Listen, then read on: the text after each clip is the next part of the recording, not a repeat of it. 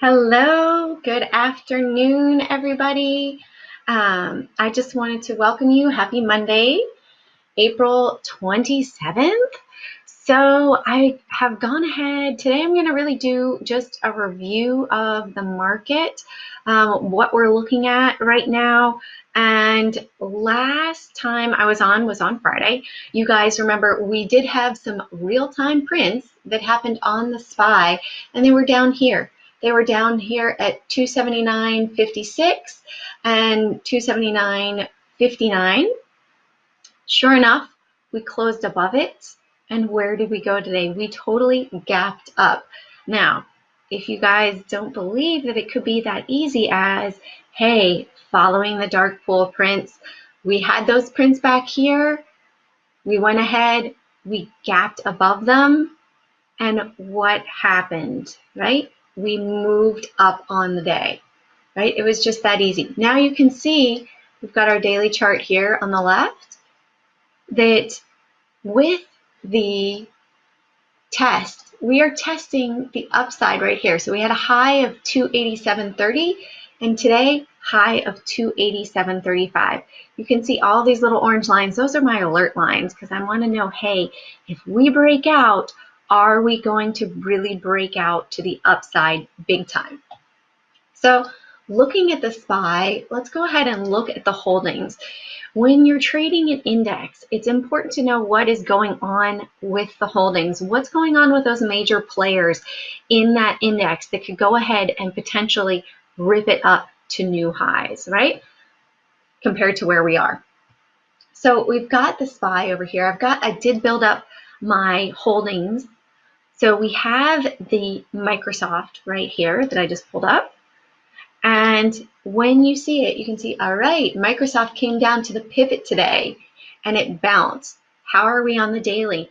Just like the SPY, we're riding those averages up. We haven't broken where we were before when we hit the new high on the SPY a couple of days ago, right? Now Microsoft is the largest holding.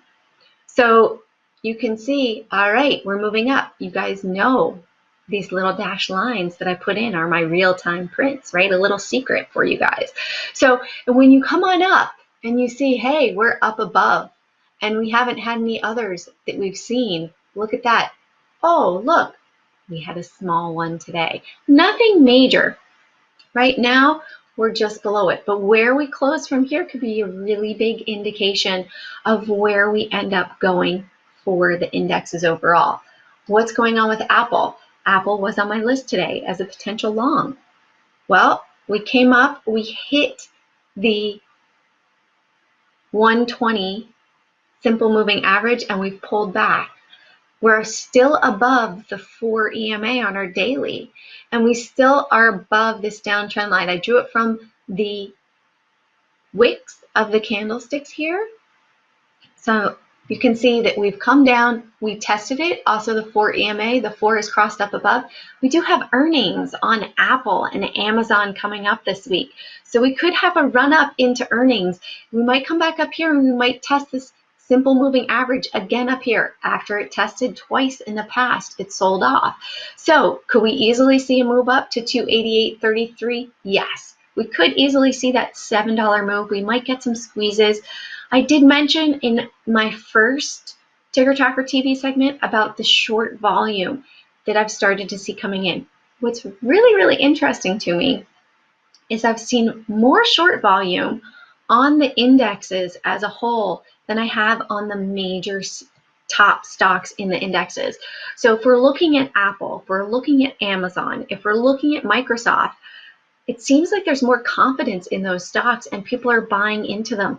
When you have those top stocks of the indexes that are gaining that strength, then you end up with those stocks moving to the upside, and then those shorts are starting to get squeezed, which in essence could cause a melt up of the market before we see that breakdown. People might just be getting stubborn, like the hedge funds that went broke on Tesla shorts. You know, this could be a scenario where we could definitely see a recession. We could definitely see a depression coming. Right now, these really big guys could be laying those positions and just taking it up to go ahead and get their positions laid. It's not all going to happen at once. Could happen over a couple of weeks. Could be happening as we're taking the markets up, because they could be selling on the way up. And then once they're finally done, they'll take it down below major levels, and then they'll drop it like a rock, just like we saw back in February. So for Apple right now, Apple has earnings coming up, right? We have lower than normal volume right now, but we're the middle of the day, right? We'd expect that. The biggest volume we saw was back here when it tested a prior level, and it came up and it bounced, right? And so did the indexes overall. Let's look at, so I do have a position on Amazon. I believe we'll likely see a test of 2,500 before we continue down.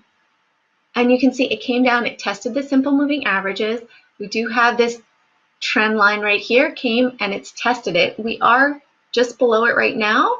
It's right at the pivot for the day. Now, Amazon has the ability to have a 90-point move in one day, right? Back here, let's hide that. So, I just wanted to show this part. Something happened with my trading view. I was doing a teaching session today, and now it's all crazy. So the low of the day here was 222.79, and the high 240. Right? Is that correct? 222. Yeah, 222.79, and a high of 243. Excuse me, 24.30. So we're looking at a move of $160, right? So Amazon could easily come up and test the 2,500 mark before earnings.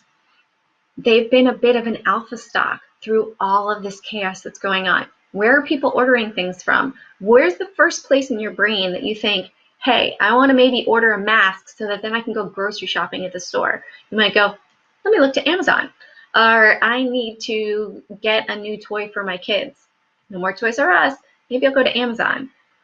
Target, maybe, but Target's not so strong at the moment. And so when you think about it, you want to go strong, those long alpha stocks, the ones that are holding up in the industry in this period. They're hiring more workers. They are giving the workers, extra pay for working during these time periods. And they expanded their network to have their own vans. Their timing on that did cause a drain on their bottom line. However, now they have the ability to go ahead and disperse all those packages, right? At first, my husband wasn't an Amazon shopper. And then I always said, hey, honey, just check Amazon. If you want to go ahead and you want to find it somewhere, check Amazon. Now, where's the first place that he goes? Amazon. You think about it yourself. Where's the first place that you might look for stuff? Is it going to be going to the mall? Or is it you're going to price shop online, you're going to check it out, you're going to see what the price is at Amazon, right? So I think that I'm not necessarily bullish going into or going after earnings, like actually the earnings announcement. Holding through earnings can be a risk and a gamble. But for the most part, leading up into it, I am feeling bullish at this time. So Facebook as well. When we're looking at those big holdings, right now they look like they're pulling back on the day. Facebook had a big move to the upside. This does have a bit of a gap to pull back down potentially. So it could pull back down to that 186 level. It did break below my bearish below for today, so it could be a potential short. It did have that move back down to the downside right here for today. So again, I had a level of 190.22. And I really messed everything up when I did my presentation today. So 190.22 right here. So we broke it, came back down, tested it, and now it looks like it's on its way back down. So looking at these, you can see, all right, this might have a move back down to the downside of 186. We might have a $4 move to the downside. But how many of the SPY holdings overall, this is the top 30, you can see right now, fair number of them are red, yet the SPY is still up $4, right? JP Morgan, great trade today. Unfortunately, not on my list. But Great move to the upside, right? We had the moving averages, they started curling up. Let me turn the pivots off on the left over here. It's really slow, I'm sorry guys, with everything that's running. There we go. So you can see, hey, look, it came and it tested the prior high over here of 95.70, right? So when we look at it, 95.70, and look, we also came up and tested the pivot too. So many of these, is it going to pull all the way back down? Potentially it could come back down and come back and test the moving averages before it goes further to the upside. You can see when it does have that swing and break above the moving averages, it can have a nice run to it. So we might see that JP Morgan's coming up to test that 50 simple moving average. For Microsoft and Apple, we are well above the 50 simple moving average right now, right? So we can see that those moves, they have more potential to the upside, right? Here's our 50 simple moving average for Microsoft. The second day after it broke above, large volume came in. More volume came in when it came down close to testing to it. Lower volume right now. We do have earnings coming up on the 29th, so on Wednesday. So do keep that in mind. However, we might see more of an upward swing, might come back up. Maybe if we close above here, that could have been a big buying area for today for Microsoft. Again, with Apple as well, tested almost down to that 4 simple moving average, and now it's just sort of creating a wedge right here, right?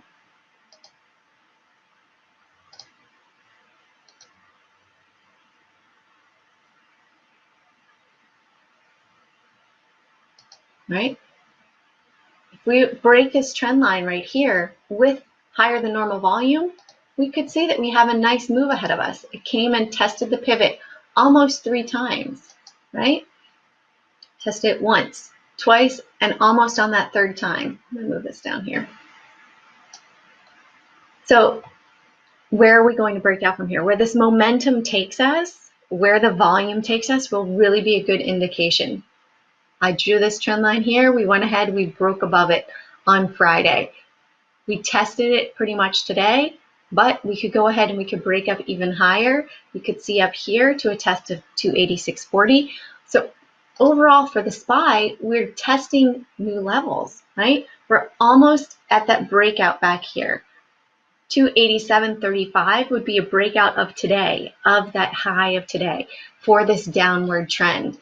Could we get to 288.45? If we break that 287.35, there's a fairly good chance. Let me go ahead and here is my spreadsheet. I want to show it to you guys because make it larger so you guys can see it more easily. Okay, so I was mentioning shorts, right? So the shorts that I was looking at over the past week, right? So the SPY was at 62% on average short, QQQ 64, 57, 57 for Dow Jones ETF. Now, when you really start looking at that, you look at the stocks. Okay, Tesla's in. People love to short Tesla as it's going up. They don't wait for the top. But Apple, Microsoft, and Amazon, you can see the shorts are dropping. That short volume overall on average has been dropping. If I bring this down to where we were, so 72% of the volume on the SPY on Friday was short. Is it any wonder that we really gapped up? You know, and we're continuing to see some of that movement today. Again, QQQ, 67%. IWM, 60%, 65% for Dow Jones. Here we are with Apple, and then Microsoft. So when you start to see that the major names look like they're having this buying volume instead of shorting volume, it's a divergence to me, right? Why is everybody still shorting when the rest of the buyers are buying into the big name stocks? They're going long, and yet you still have so many people that are shorting these indexes. You know, it's just an area of interest. I've always loved short squeezes, and right now it seems like we're in a melt up short squeeze on those indexes. So I'm just waiting for that beautiful break to the upside, potentially. It might not come, but there's a good likelihood with the statistics of seeing the total number of volume that's been shorted. 72% of the volume right here was reported to FINRA as being short, right? So when we go in, let me turn on the volume there. Oh, I'll make it even easier. Daily short volume, and we go to SPY.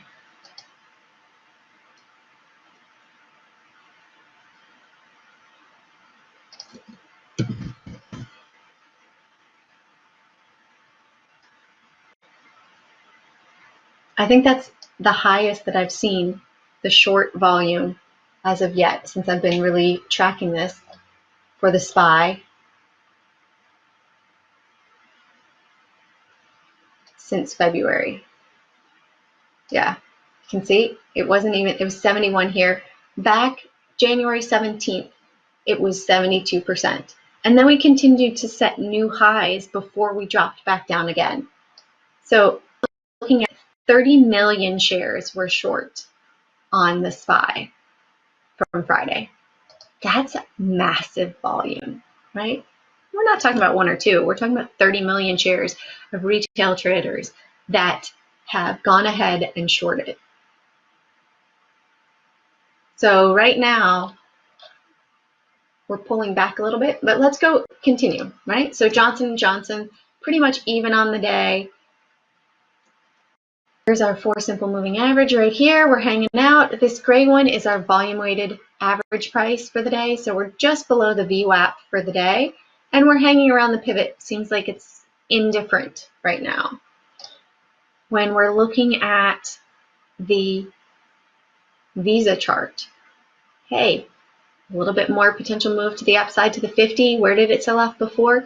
This moving average, could we go all the way up to 177? There might be a potential more of an upside before we see that sell off. Are we in a great economic state for the world and for the US? No. But right now, the charts are telling us, hey, ride this ride to the upside until the charts tell us otherwise, right? So again, keep bringing back the SPY. We're setting the highs here. It also looks like a mini cup and handle. So if we wanted to be that bullish, put on the bull hat, go ahead and hide these, right? Here's our cup. Maybe here's our handle. Come on up. So if we wanted to be that bull in this bear potential scenario, right? We've got $66 to the upside right here to the top. 283, 344 potential move. If we were to really squeeze higher, you know, we'll see what happens with the earnings that are coming up this week with Amazon, with Apple. I think those are 2 major names that we really need to keep in mind while we are looking at the overall market, because how those 2 react during their earnings could really play a big role in what's going to happen to the market as a whole. If those 2 gap up, I think we could potentially see a major surge up in the market, a major melt up into the market, because many traders are laying bets almost that the market is going to drop from here. On the SPY, we tested the 50 simple moving average. We closed above it. Today is our 2nd day above it. We are still going up. And it's a bullish sign, right, when we cross above the 50 simple moving average. Not a carte blanche, hey, go long. But when we start to see that happen on the daily chart, I also track the moving averages on a weekly chart for our 200 simple moving average. Could we easily test the 200 simple moving average? Yes. 300, could we test 300 before we go down? Yes, we might test 300 before we go down. We might have a melt up squeeze before we have a drop. Another one that had that sort of squeeze scenario, if you want to talk about it, Meso. Meso, massive move to the upside, and now it's coming back down, right? It didn't break below the low of the pre-market. It tested it for a second, but it didn't break below. So now is this going to go ahead and fill the gap to the downside of a potential $5 move to the downside? Where it could very easily. Look at how much massive volume there was. That was probably a massive short squeeze, right? Everybody on the momentum trading area was probably on this, hey, let me go ahead and trade this crazy move. It gapped up and it's going to go like crazy today. And then when you have that short squeeze, you've got the buyers coming in and you have those shorts that are being forced to cover their position. And it's double that demand, which will increase the price. So will we have that? I think there's a good likelihood that we see potentially a new high again before we drop down to potentially low lows, 50% off of that. So we might be going up to 344 and then drop down to 170. There could be that potential. Timing wise, not sure how long that could take, right? But when you look at the data, not the emotions of the news, hey, this market's awful, nothing's really, it's gone up, right? So are we going to have that squeeze and we're going to go ahead and break above here? We'd love for all of these little alerts to be going off like crazy, like a pinball machine for you guys, so that you can say, hey, yes, this is awesome, this is rocking, right? This could be still a buy the dip scenario where the algorithms are turned on. Buy that dip. When it pulls back, go ahead and buy that dip. When we look at Amazon, it's still hovering right here around 2,400.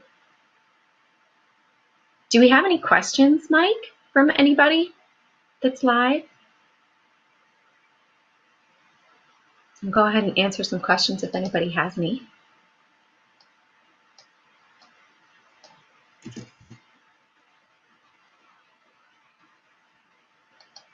I know another one on my watch list today was Tilray. And I also do my free weekly watch list on Sundays. You can see, yes, we hit the 50 simple moving average. We came up, this was a trend line right here. Came up, we tested that trend line, almost tested the $10 mark. Wasn't able to make it just yet, but I did put it out there before, hey, we might be going up to the 1150 mark, right? Another cup and handle. But it came back down, it took a little bit of a while, and now, are we going to make it? It pulled back more than 50% though, so technically not really a valid handle there for us. But maybe we have another one here. Maybe it's going to pull back again, and it will come back and then go back to the upside up here. Maybe we'll come up and test the 90 simple moving average right here, right? This could be, Tilray does have about 30 million in the float. They did add 10 million to it. So it does still have that lower float capacity to run up to the upside. Seems like it's lost a lot of its momentum for today, but maybe the longer term. This one's more of a longer term one for me, as I've seen how it's run up in the past with the low float scenario and those shorts that got into it, right? The ones that maybe got in on Friday and they said, hey, this has to go down. Look at how much it came up in one day. Well, again, it gapped up and it had a nice move to the upside. Let's go down and check out PG, right? So PG, you're starting to see that the averages are curling down, came down a 20 simple moving average right here. Again, when we look back here, we had a big consolidation area of disbursement, as we can see now, as it came down, and then it came back up, and every time that it tested this area, that it's pulled back. Now we're finding that support at the 20 simple moving average. Not quite at the 50 simple moving average, but we had that 20 cross over the 50. So we could see this continue potentially to the upside as well. When you're thinking about all of your necessary items as well, who makes them? Procter & Gamble and KMB, Kimberly-Clark, right? So when you're thinking about your toilet paper, it was toilet paper gate for 2020, you know, where were people buying those supplies from? What happened? There was a major draw and demand for all these items. So what's that going to do to the sales for these companies? It's going to drive their sales up, right? Kimberly-Clark also makes diapers as well. So you always want to put a little bit of real life into it, especially if you're thinking, in my opinion, of longer term. Like I said, Amazon. Hey, where's people getting things from? We have Uber that's doing Uber Eats. I personally wouldn't do it. I don't know of anybody that has. But even though Uber is not necessarily as active as a taxi service right now, they could be very active as delivering food to people. And that's going to create more revenue stream for them coming in. I remember way back when I lived in Atlanta back in 2000 that there was a bike service back then, and it was a great concept, great idea, just wrong timing. They were ahead of the curve for that delivery service. You could get movies, ice cream, food delivered. It was awesome. Loved it at the time. So we've also got Uber crossing up the 50 simple moving average, right? There's a lot of stocks that are showing that they could have that bullish move to them, and they're not stalling and necessarily having a sell-off right there. So we could see more of an upside. There are a lot of negatives. There are, the cruise lines, people aren't necessarily booking a cruise ship right now. Why? It's more of a luxury item. People are going to be doing that once they're settled in their jobs. A lot of people are unemployed right now. So a lot of services like Zoom. I had a person ask me yesterday, hey, Jane, let's look at Zoom, right?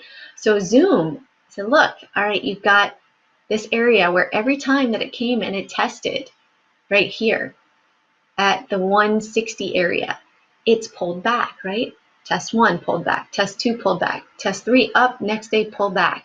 Today, again, finally has some buying strength to break above it. If we're able to go ahead and hold above it, even hold above 165 area, there could be a nice move to the upside, right? We had massive volume on Friday, and now some more volume coming back in as it comes and it's riding those averages up.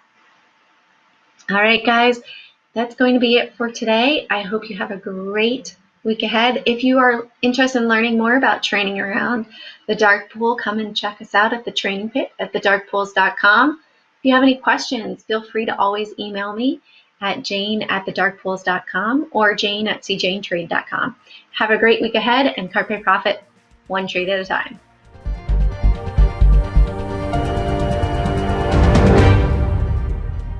The risk of loss in trading commodity interests can be substantial. You should therefore carefully consider whether such trading is suitable for you in light of your financial condition, and considering whether to trade or to authorize someone else to trade for you.